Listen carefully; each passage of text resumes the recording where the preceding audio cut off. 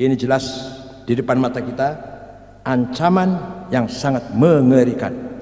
Wa man adlamu mimman iftara 'ala Allahil kadhiba wa huwa yad'a al-Islam. Sangat zalim orang yang menggunakan atas nama Islam tapi bukan kepentingan Islam, kepentingan politik, ekonomi, kelompok, tapi mengatasnamakan Islam. Itu yang paling zalim.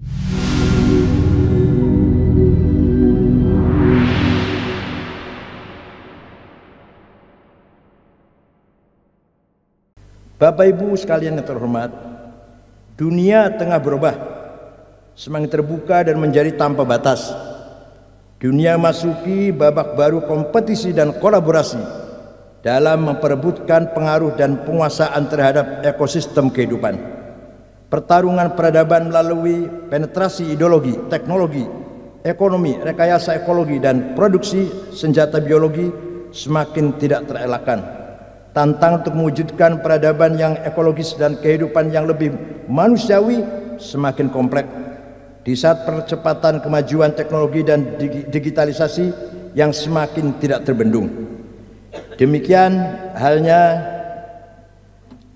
di saat ledakan jumlah penduduk dan ancaman sampah-sampah peradaban bertebaran bergerak secara sporadis. Namun demikian, yang harus disyukuri pada fase ini, bangsa Asia telah menemukan momentumnya. Keunggulan peradaban timur secara bertahap tengah bergerak lebih cepat melampaui batas-batas keunggulan peradaban barat, walaupun masih diperlukan upaya konsolidasi untuk meningkatkan kesadaran, rasa percaya diri, kebanggaan, dan kebersamaan seluruh warga bangsa-bangsa Asia agar secara nyata mampu memimpin peradaban dunia.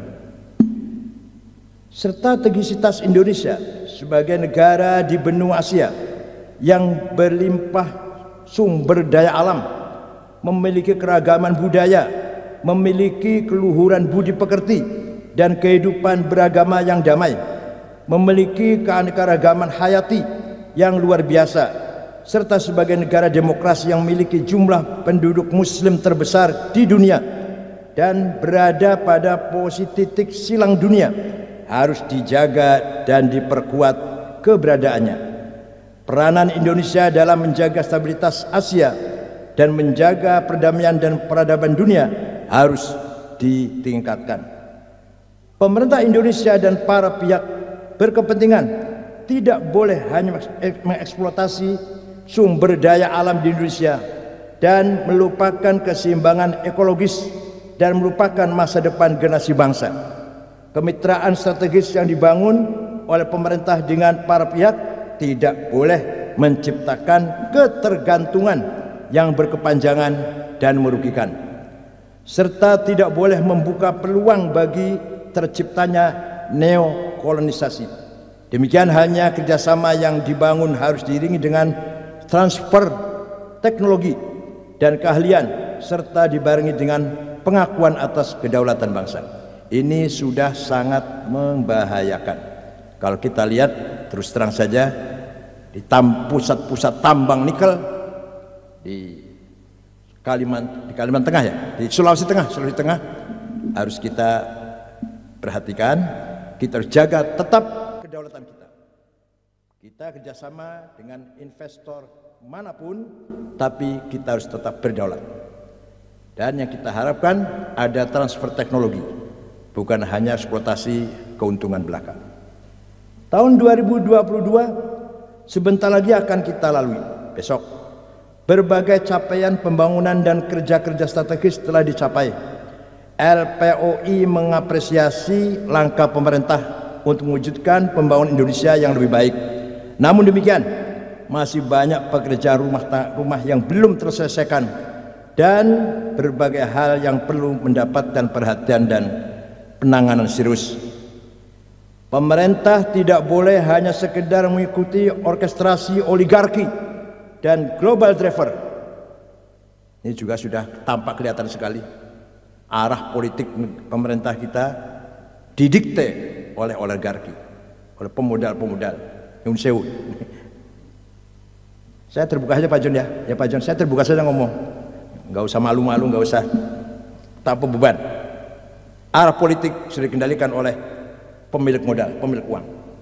Dalam menghadapi ancaman perang biologi dengan berbagai serbuan agenda-agenda pandemi, demikian hanya harus lebih berani menegosiasikan kepentingan nasional dan kesetaraan dalam menghadapi perang mata uang di tengah agenda global driver yang mengarah pada kesatuan mata uang digital. Kolonialisasi digital harus segera diakhiri dengan segera membangun kemandirian dan kedaulatan device, network dan application. Kedaulatan data dan informasi serta kedaulatan cyber harus dijaga dan tidak boleh bocor serta bebas ditambang oleh pihak-pihak yang berkepentingan agar kedaulatan nasional tidak terkoyak-koyak. Mewaspadai politisasi agama, lebih tegas dan harus lebih tegas dan lebih berani melarang penyebarluasan ideologi Wahabi, Salafi, Takfiri. Pemerintah harus tegas, Pak Wawan, harus tegas menyikapi aliran-aliran radikal ini. Negara tidak boleh kalah oleh siapapun. Segera mengambil aksi nyata dan menindak berbagai provokasi anti Pancasila, provokasi anti NKRI, dan provokasi anti pemerintah yang sah, mengancam kesatuan dan keamanan nasional. Pemulihan terhadap kepercayaan rakyat terhadap aparat kepolisian, TNI dan para penegak hukum harus segera dipulihkan agar keamanan dan pertahanan semakin kuat menghadapi berbagai turbulensi. Jadi nyun sewu, mohon maaf, sekarang rakyat sedang kehilangan kepercayaan terhadap penegak hukum. Malah kepolisian sedang sangat merosot. Berapa persen sekarang? Tinggal berapa persen kepercayaan polisi ini? Sangat-sangat merosot sekali. Kita harapkan pemerintah segera melakukan pembenahan sana sini agar kepercayaan masyarakat terhadap polisi, hakim, jaksa segera terwujud kembali. Pelan-pelan. Tidak boleh ada lagi penyelenggara negara yang malah gunakan kekuasaannya untuk kepentingan pribadi dan membangun eksistensi apalagi hanya demi sebuah posisi. Penyelenggara negara harus rela mengabdi dan memberikan pelayanan yang terbaik untuk Ibu Pertiwi ini, bukan eksploitasi dan mengakuisasi jejaring dan sumber daya negeri untuk pribadi.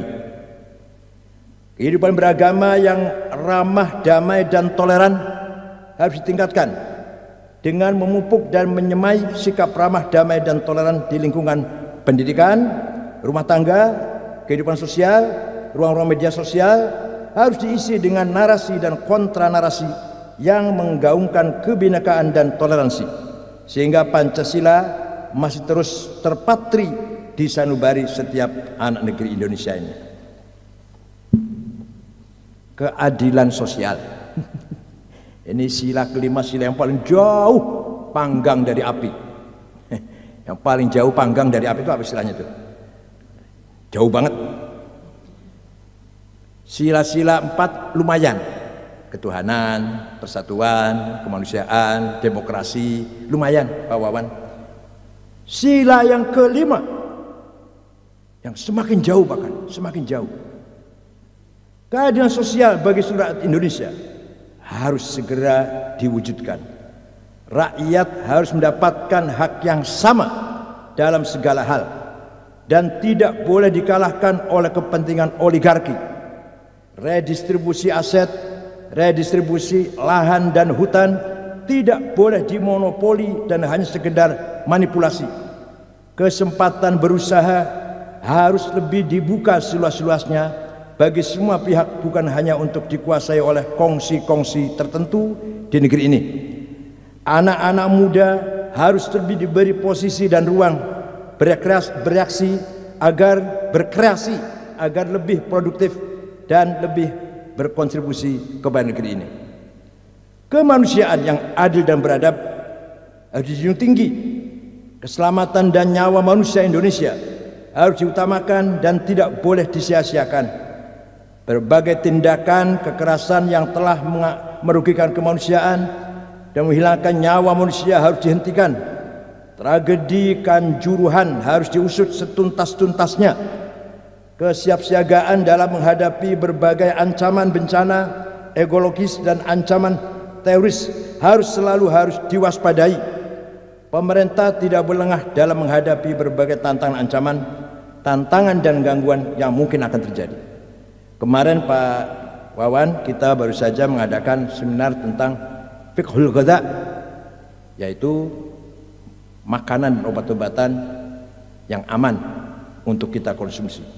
Ternyata banyak sekali catatan-catatan yang kita temukan. Jajanan anak-anak sekolah di kampung-kampung, obat-obatan yang belum bisa teruji keselamatannya masih sangat banyak. Ini jelas keteledoran BPOM, jelas sekali. Teledor sini, lengah. Sudah berapa korbannya? 300 lebih ya? 300 lebih anak kecil mati karena gagal ginjal disebabkan oleh minum sirup yang mengandung apa itu? Koletin. Persatuan dan kesatuan Indonesia harus diperkuat, terutama dalam menghadapi dan mewaspadai turbulensi politik menyongsong tahun politik 2024. Pemerintah harus mewaspadai politik agama. Tidak boleh lengah dalam hal ini.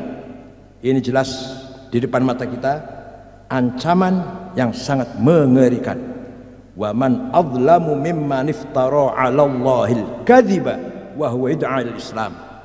Sangat zalim orang yang menggunakan atas nama Islam tapi bukan kepentingan Islam, kepentingan politik, ekonomi, kelompok, tapi mengatasnamakan Islam. Itu yang paling zalim. Wa dararus syar'i mimman nasarahu la bi tariqih akbaru mimman ta'ana fih. Itu Imam Ghazali itu. Membela Islam dengan cara yang tidak benar lebih bahaya daripada orang sekalian membenci Islam. Orang yang anti Islam lebih ringan bahayanya daripada orang yang kelihatannya membela Islam tapi sebenarnya merugikan Islam itu sendiri.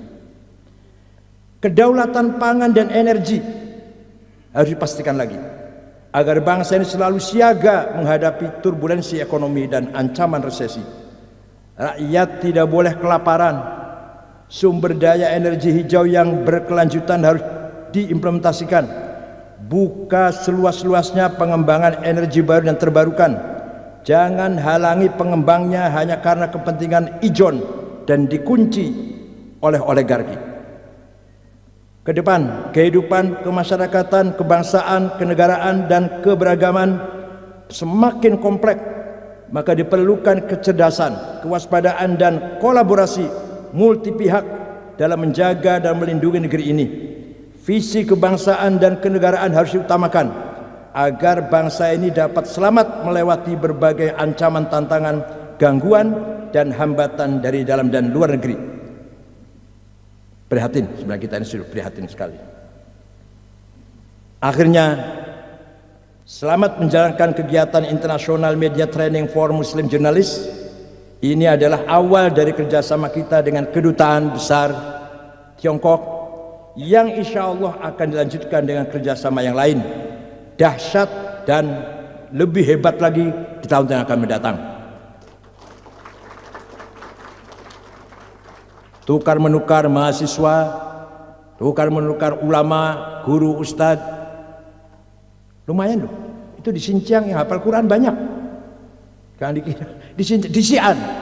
Xi'an ada masjid, imamnya hafal Quran sangat baik sekali, hafal Qurannya, baca Qurannya. Ya jangan dikira di sana tidak ada ulama. Ayo kita tukar ulama antar umat Islam Tiongkok dan kita. Menurut data resmi umat Islam di Tiongkok 20 juta. Sebenarnya lebih 60 juta ada. Hanya pemerintah Tiongkok mencatatnya 20 juta. Bagi saya lebih. Kata teman-teman di Xinjiang lebih dari 20 juta. Bahkan bisa 60 juta. Di Beijing sendiri ada masjid 26 masjid. Gereja cuma satu. Kalau gereja cuma satu, masjid ada 26.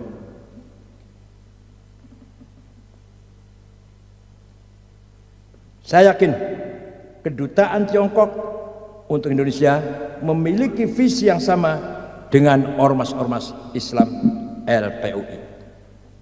Kurang lebihnya mohon maaf, dengan segala hormat mohon berkenan pada Bapak Duta Besar untuk Indonesia Mr. Lukang menyampaikan pidato untuk menginspirasi dan mengglorifikasi kerjasama Indonesia Tiongkok, terutama untuk membangun hubungan Muslim Indonesia dan Muslim Tiongkok yang lebih masif dan lebih produktif lagi. Syukran wa dumtum fil khair barakati wan najah. Selamat memasuki tahun baru, tahun yang penuh harapan, barokah, rahmat bagi kita semua. Wallahu a'lam bishawab. Wassalamualaikum warahmatullahi wabarakatuh.